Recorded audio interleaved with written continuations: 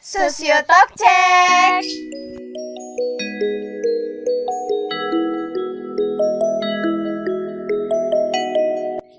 Hai teman-teman, Assalamualaikum. Balik lagi sama aku, Yuli, dan masih di Sosiotalk Podcast.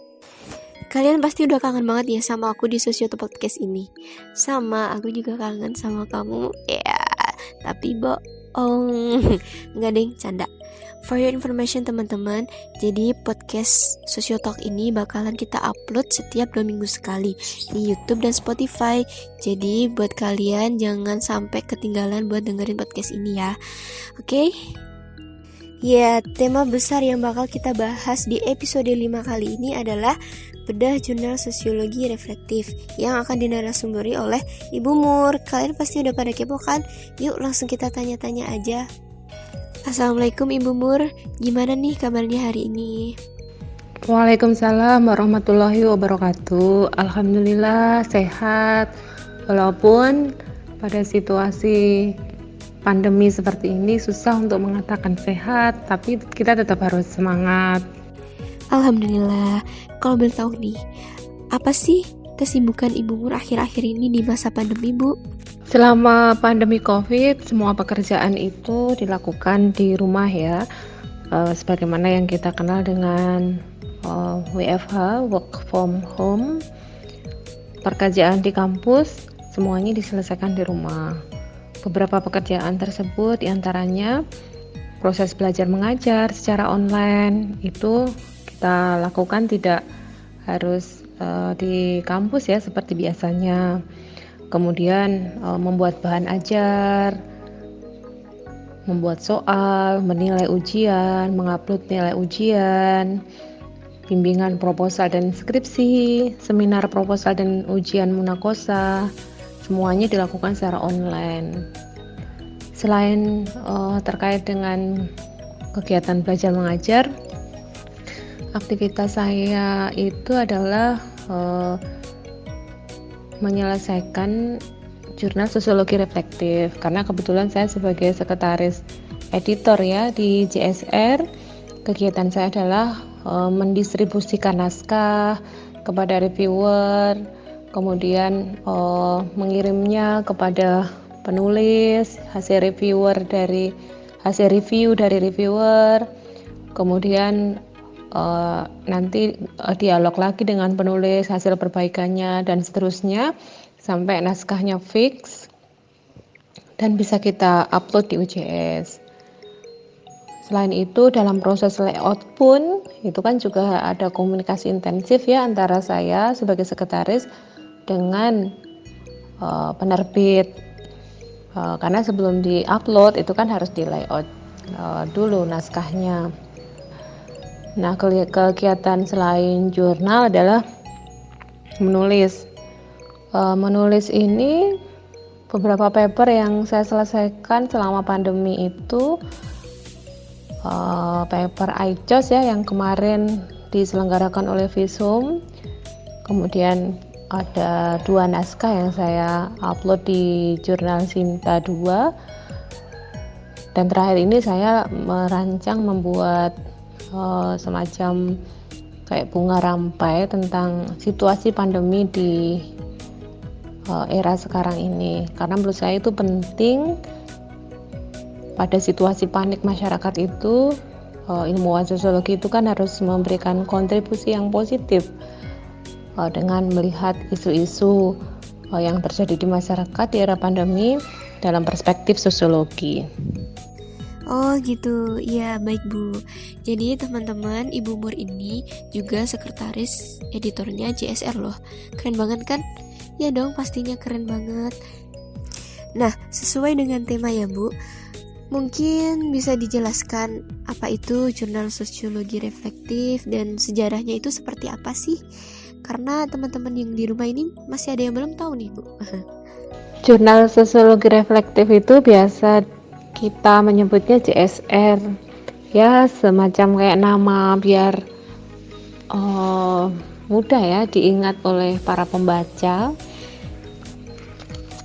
Jurnal ini pada awalnya berada di bawah prodi, kemudian seiring dengan perkembangan waktu bahwa sebuah jurnal itu akan lebih bagus jika berada di lembaga penelitian.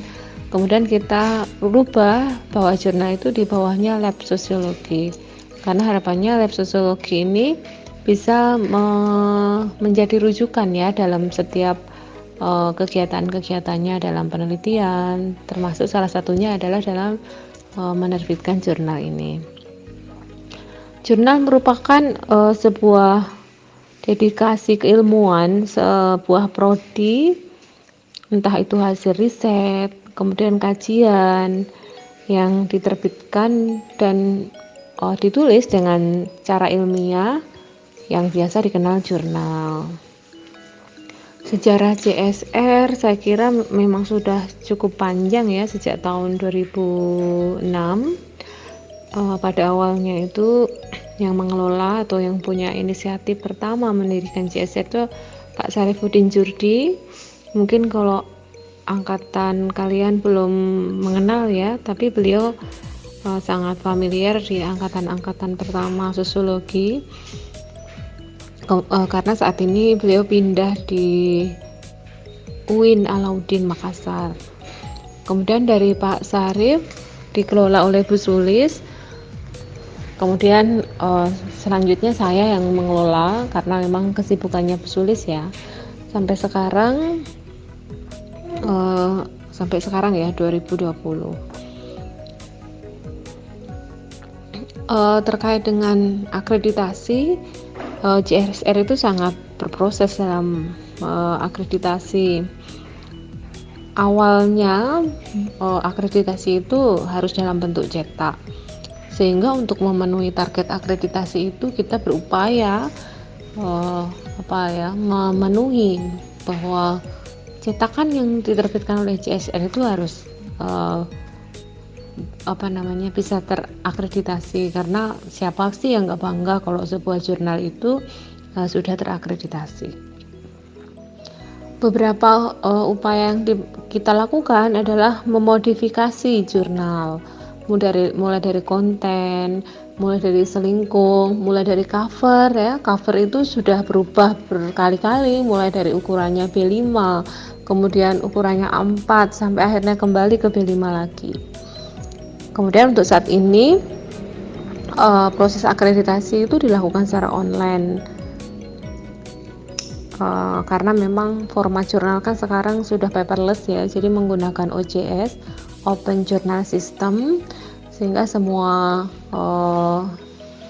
artikel yang diterbitkan oleh jurnal itu harus dimuat atau di online kan ya di OJS itu, sehingga secara otomatis proses akreditasi pun juga dilakukan secara online. Nah, proses transisi dari bentuk offline menuju online ini kan tidak mudah ya, karena kita harus belajar sistem OJS, kita harus tahu bagaimana penggunaannya, kemudian kita harus tahu juga membuat tahu pembaca, karena biasanya pembaca tuh kebingungan, apalagi penulis ya, penulis juga mau mensubmit naskah itu gimana sih caranya gitu. Itu biasanya banyak yang mengalami kesulitan juga.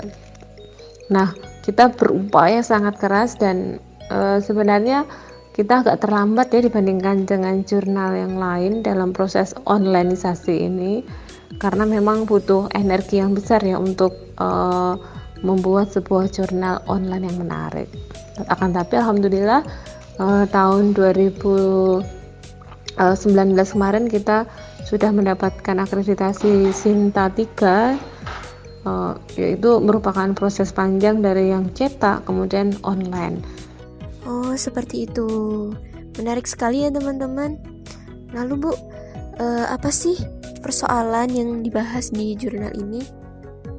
Sesuai dengan namanya, jurnal sosiologi reflektif, secara otomatis persoalan-persoalan sosial yang ditulis di jurnal ini berkaitan dengan perspektif sosiologis.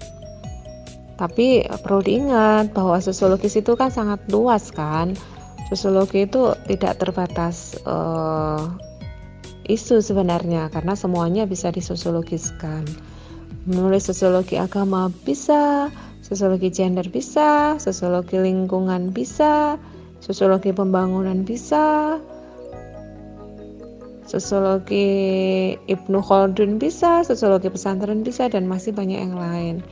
Tapi yang paling penting adalah tulisannya itu ya yang sesuai dengan standar penulisan jurnal, karena kebanyakan penulis yang masuk selama ini itu tulisannya itu kurang sesuai dengan standar. Misalnya kayak dalam teknik penulisan, kemudian dalam gaya selingkuh, kemudian dalam analisis, ini yang biasanya masih sangat kurang gitu. Pembahasannya sangat luas sekali ya teman-teman. Lalu gimana sih Bu? Sebuah jurnal bisa dikatakan sebagai jurnal yang baik dan bisa diterbitkan di jurnal sosiologi reflektif? Bagaimana sih sebuah jurnal dikatakan jurnal yang baik? Jurnal yang baik itu tentunya kalau dia sudah terakreditasi oleh indeks yang berreputasi ya, semacam Scopus, WOS, dan lain-lain. Nah, untuk bisa sampai terindeks pengindeks yang berreputasi itu tentunya sebuah jurnal yang terdiri dari beberapa artikel atau kumpulan artikel, itu isi atau tulisannya harus sesuai dengan standar penulisan jurnal. Tentu yang bagus adalah yang sesuai dengan standar internasional ya dalam proses penulisannya. Kemudian literatur review yang digunakan juga terbaru. Jurnal tersebut memiliki impact faktor yang tinggi, dilihat dari banyaknya orang yang mensitasi artikel-artikel di dalam jurnal tersebut. Kemudian banyak pengunjung jurnal karena memang tulisannya menarik di situ, sehingga orang banyak yang mengunjungi jurnal itu, sehingga pengunjungnya juga banyak. Kemudian dari sisi tampilan, jurnal itu juga perlu di layout dengan baik ya, karena tentunya dengan layout yang baik tentu akan menarik pengunjung untuk pengunjung merasa senang, merasanya layoutnya baik ya.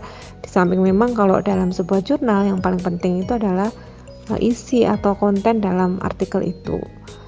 Nah, sebenarnya untuk JSR sendiri masih dalam proses ya untuk bisa menjadi jurnal yang baik, mengingat saat ini baru mendapatkan peringkat Sinta 3 terkait dengan prosesnya, terkait dengan citasinya, terkait dengan artikel-artikelnya. Jadi masih PR yang panjang sekali untuk JSR untuk bisa menjadi jurnal yang berkualitas baik.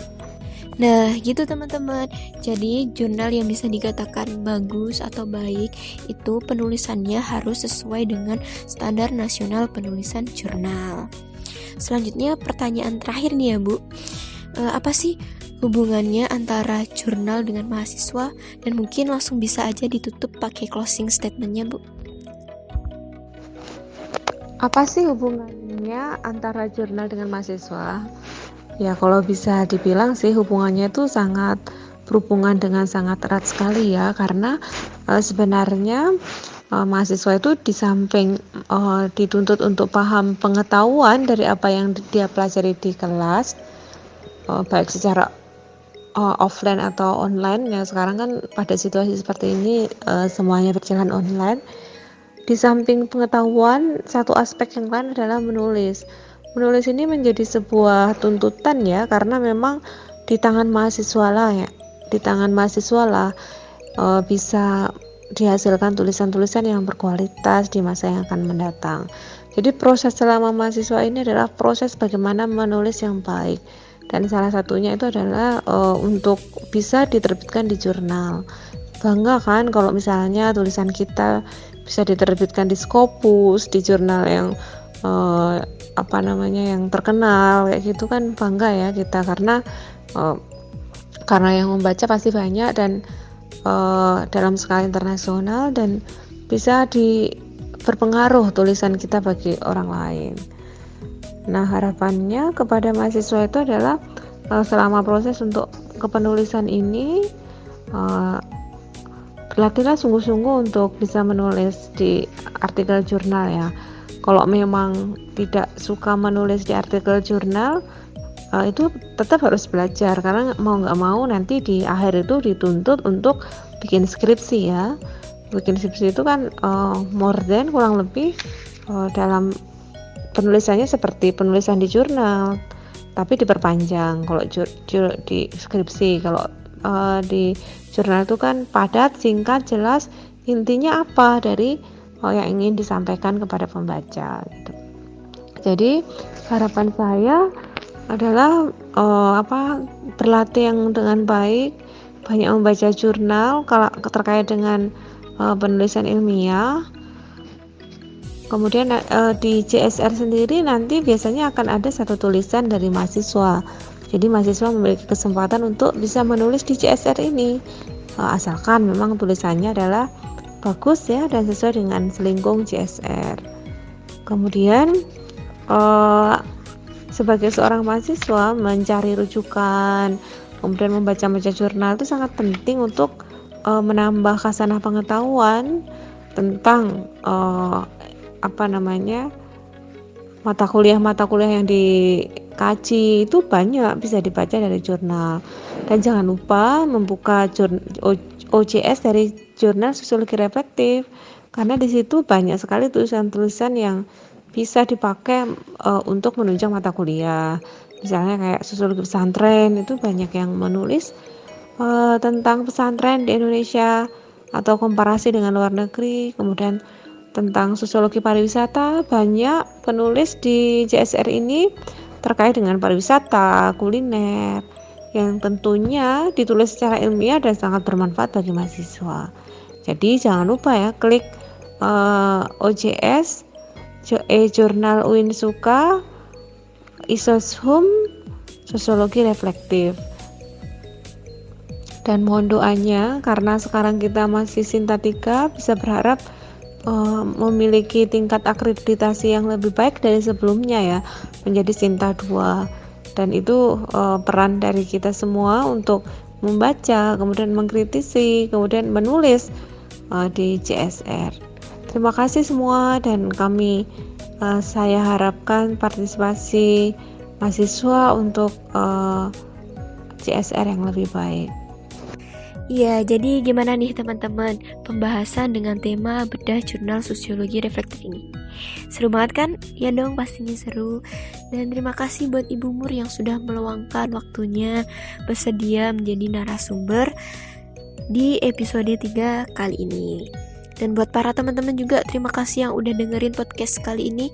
Ditunggu ya episode selanjutnya, yang tentunya kita bakal angkat tema-tema yang lebih seru dari ini. Saya Yuli pamit. Wassalamualaikum warahmatullahi wabarakatuh.